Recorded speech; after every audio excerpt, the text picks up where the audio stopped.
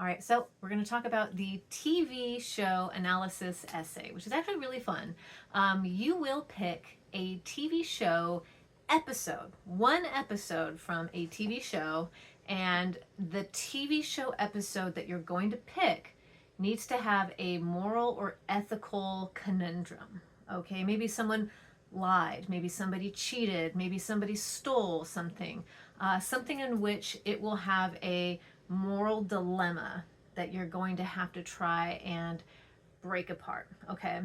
I say this because that's the first thing we do. So you're going to pick your TV show. I'm going to talk about what that will look like so that way it'll help you decide what TV show episode you want to do.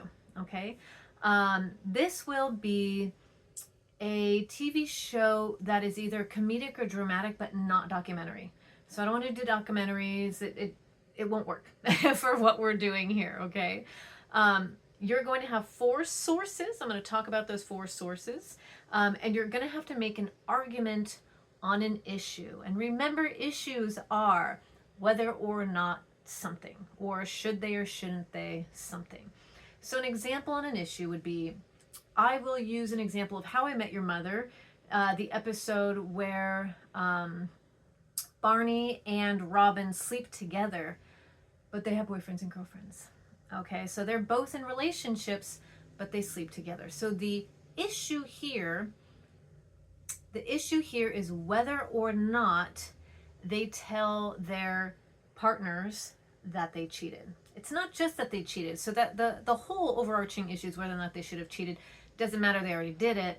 Now the conundrum is whether or not they tell the people that they are dating what they did. Okay, so that was going to be the TV show I'm going to work with. All right, so let's go down and talk about the episode or the paper itself and what we're looking for. So in this paper, the four sources that you're going to need is going to be the textbook. I'm going to give you a hint. If you look here where it says TV show works cited page example, I kind of already cite it for you. Already have it to kind of help you out so that you know what I'm looking for there. Make sure it's the right chapter, it's the right information. So it's pretty much set up for you. But anyway, you're going to be using Dietzler, both chapters 2 and 3 from the textbook. Those will be separate citations, but it still only counts as one source for for this, okay?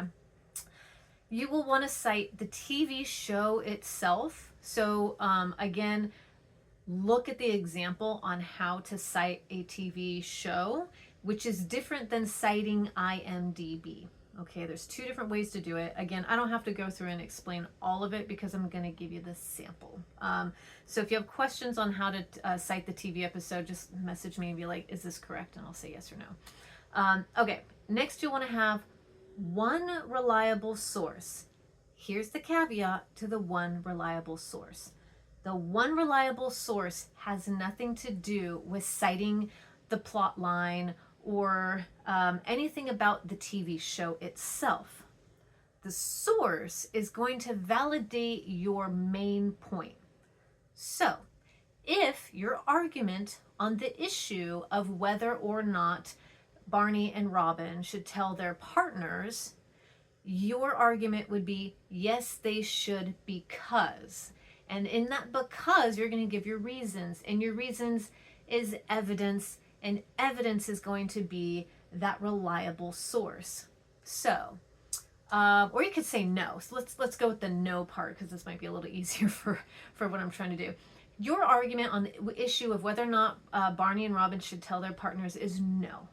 Because Robin's choosing to stay with her partner, and we don't have to worry about what Barney does. It's Barney. Robin wants to stay with her partner and is mortified by what she did.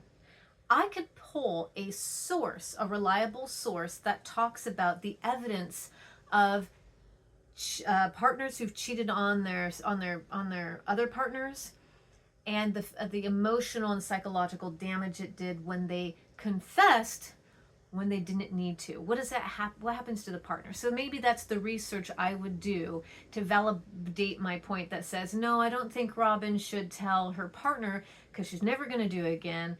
it would only be for her to feel like it got it off her conscience, but it really only hurt the partner when they didn't need to know.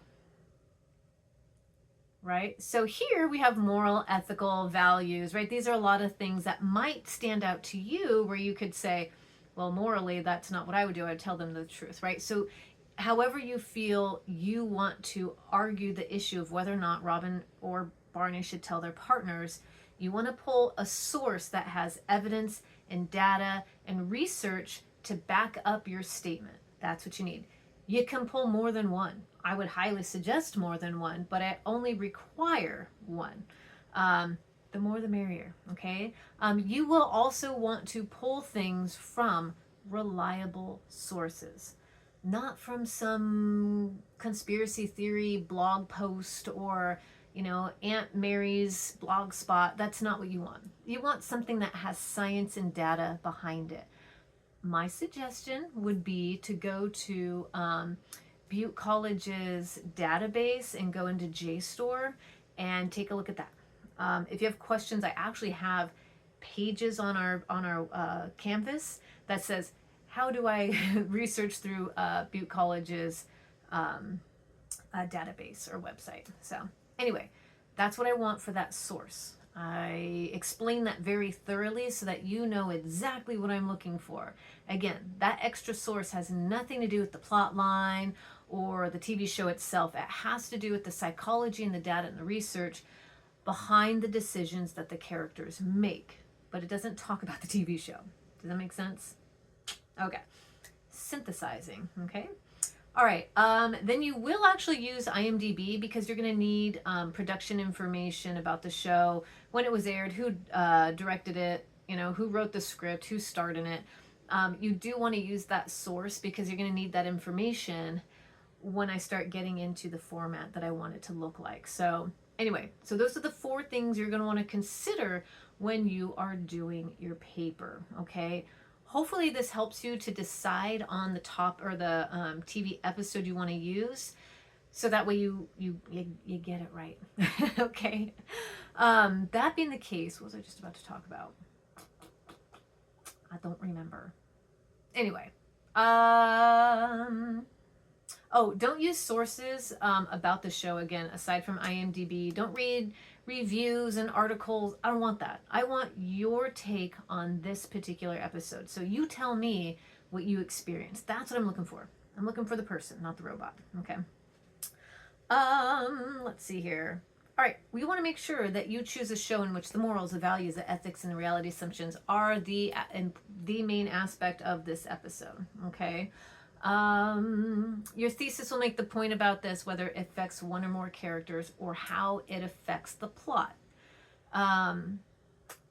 Based on that episode with Robin and Barney, how did her telling or not telling her partner, or Barney telling or not telling, how did that affect their relationships and then the people around them? Okay, that's how do these moral conflicts impact others is what we're looking for here. All right. Again, you will want to pick your own show. And if I see another student who has the same show, whoever I get to first, I'll have to be like, oh, so-and-so's already doing this.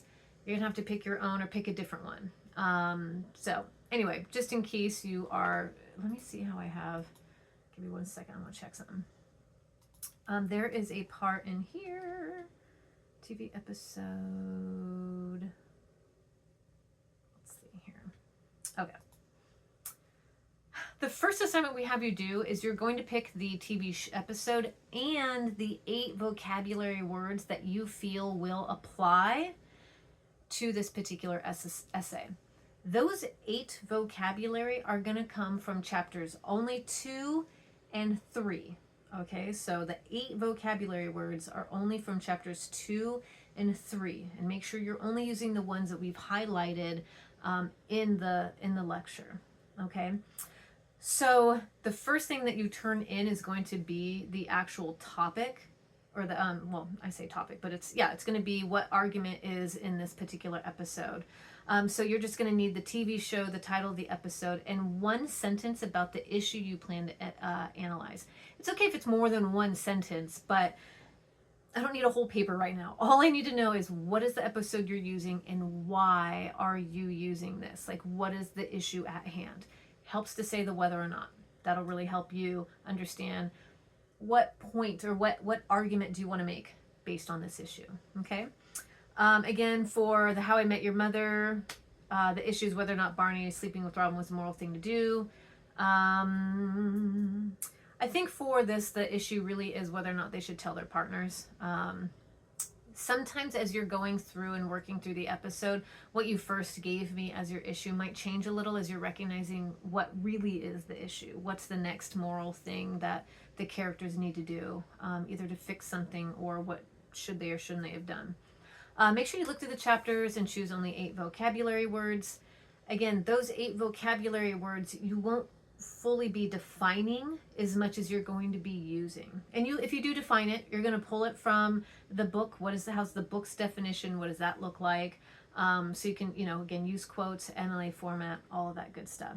But for when you're turning in your topic and your vocabulary words, I just need the words. You don't have to define them in this assignment. I just need the words.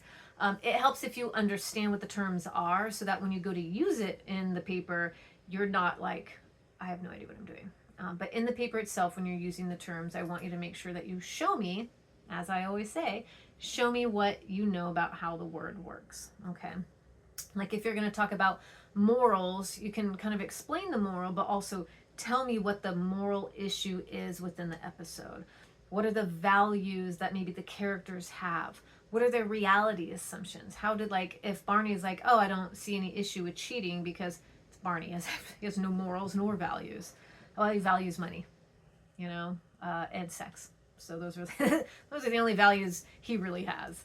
But anyway, those are the things you want me to show me so that I understand what you understand about the terms and how they apply to this particular episode. Okay, so let's get to it. The biggest thing here is our format. Obviously, it's going to be MLA format. MLA format is going to be double spaced, the 12-point font, Arial. Let's just do Times New Roman. I prefer that, just a little easier to read. You got your name up in both corners, right? On one side, I think it's backwards. So if you're looking at the paper, it's your name, my name, the class, and then the assignment. And then up in the corner, I think this is going to work for you. Up in the right-hand corner, this should be right hand for you. That's going to be your last name and the page number. You're going to have a title. Everything underneath, you're going to have tabs within your paragraph. Anyway, so that's what I'm looking for in that particular formatting. The paper actual formatting as you are writing it, I do have a way in which I would like you to write it. That I'm going to be, this is how I'm going to read it, is that you followed my instructions thoroughly. Okay, so first of all, I want you to have an opening. And your opening is going to describe in present tense a scene that is going to illustrate the issue and the main point you're trying to make, okay? Make your point right away. Tell me what it is. What's the issue? What's the argument that you're trying to make on said issue? Assume ignorance from your audience. We've never watched it. We have no idea what you're talking about. Tell us all the things that helps us. There's a caveat to that. I don't want the whole paper to be a review of the episode. That's not what I want. The first paragraph is just going to be a quick, hey, this is the episode. Here's the information you need. This is the moral dilemma, and that's it. Okay. Make sure the name of the show and the episode is in correct format. So that way I'm like, oh, okay, you're reading it right. Add a little background. You can include the show's production using IMDb. When you pull from IMDb, obviously you want the production information, the director, the episode information, just stuff like that. I do have, because I love you so much, I do actually have an example of a paper, a sample paper, available to you right underneath the video that you're watching right now. Okay. All right, so go ahead and take a look at that example to help you kind of see what I'm looking at when I'm talking about the show's production. Next, after you do a little bit of background about the show's production, I want you to summarize the plot of the episode in present tense, but no more than a few sentences. Again, as if I haven't read it or seen it, right? Like I want you to show me in your little summary. Do not make the whole paper the summary of the plot. Don't do that. I don't want that. Like, I'll go find it because you give me the information. I'll find the show if I want to watch it. I just need you to show me the important part of ultimately what's happening. Okay. Um, Again, make your point early on. Preferably before you summarize the episode. I would like you to kind of get to the goal of your story or of your essay. Okay. Story. Can you tell I do literature and creative writing and composition and critical thinking? It's all the same, y'all. It all kind of blends. Anyway, again, you want to make sure you avoid fallacies. You've seen a lot of the fallacies as we've come through. We'll get more deep into that, but if you're going to make an argument, make sure all your premises are true so that your conclusion can be true. Okay. And those premises will be true because you're going to be using facts to back up your points. Okay. Make sure you bring in the chapter from the book clearly. If you pull anything from Dietzler, make sure you're not just saying exactly what she said or copying, pasting paragraphs from. I don't want that. I want your understanding of the reading and your interpretation of the episode and synthesizing. How are you going to put those together? Okay. Like, how does one compare to the other? How do you apply Dietzler to the TV episode? Okay. Make sure you include that additional source that is going to back up your argument. Again, you want evidence, you want data, you want something that maybe might talk about the psychology of the characters. Really be mindful of how you are pulling a source in to validate your points. More than one source is great. That's really helpful.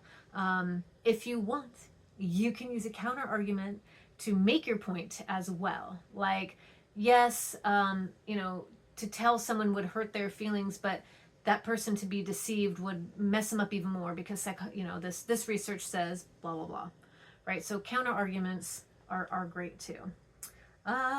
Use third person point of view. Don't put I or you, none of that. You should not ever be using I's and you's in research papers. Yeah, don't, just take them all out. Also, don't use I think. Don't ever use I think when you are writing a paper that needs your point validated. If you're saying I think, then what were you doing with your research? You will know. You either know the answer or you don't. And the reason why you know the answer is because you have research to back you up.